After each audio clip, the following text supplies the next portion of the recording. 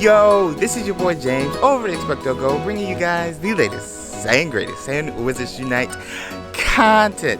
And today we have another prep video for you guys, and here we're getting you guys ready for Community Day. Now you guys might be wondering, why are you releasing this video so far ahead? Well, these tips are going to take some time, and believe me, they are going to help tremendously when the event arrives. So let's get into the 4 tips to help you guys be efficient and have fun for Community Day.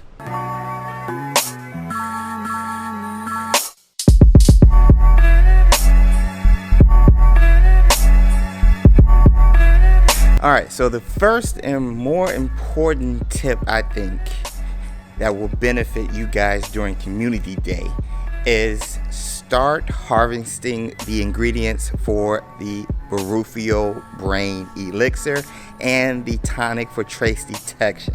Here's why.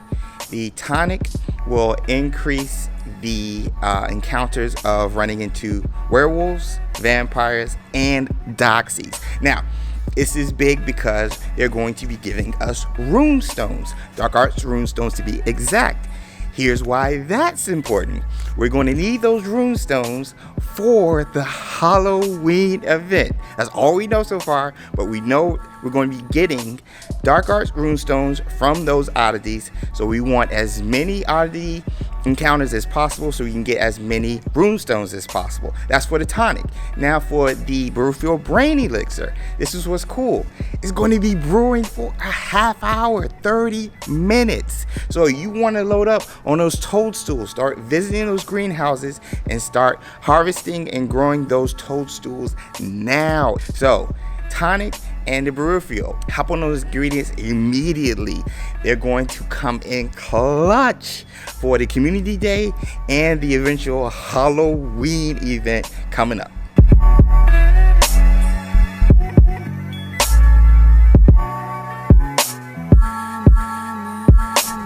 All right, tip number deuce.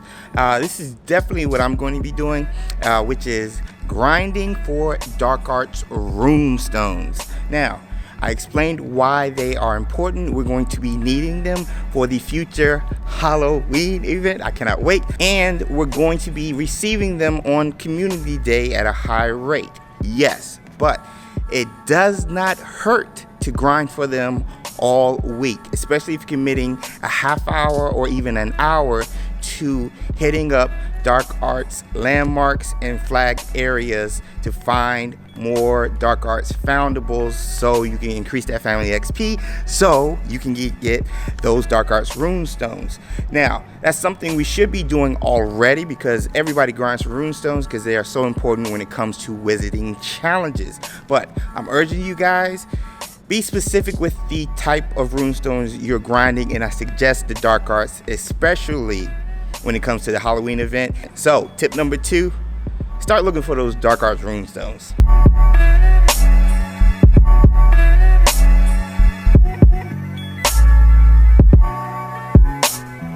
Tip number 3. Centaur bows. Centaur bows are going to be important, and here's why. You're going to need them to prestige your page. Now, James, why do you want to prestige that Oddities page, particularly the first 2 pages? Now, here's why. I already talked about it. We have an increase in vampires, werewolves, and doxies. How often do we see that? And with the tonic, it's going to be even bigger increase. So start trying to get those oddity runestones so you can eventually prestige your page before the Community Day event, so you can have a blank slate and try to rack up as many oddities as possible, particularly the vampires, doxies, and werewolves. And especially with the full moon going now, werewolves are going to be a hot commodity. You want to hop on that as often, as early as possible, pop those tonics and find as many oddities now so you can get those runestones, so you can get those centaur bows and horn serpent eggs, so you can have a blank slate going into Community Day. Tip number 3. The 4th and final tip I got for you guys.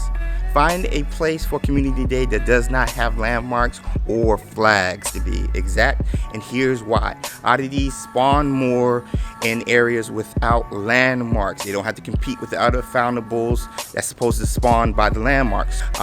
We found a bunch of spots in our area that we know we can play, so I'm looking forward to doing that. I also found a spot on the beach. We have like over 3 miles worth of stretch of beach that is no landmarks. I actually went doxy hunting, and there was literally 2 doxies for each block, and even more. I ended up within a 2-hour span and ended up with 17 doxies, like 6 or 7 horned serpents, and a bunch of pixies and centaurs.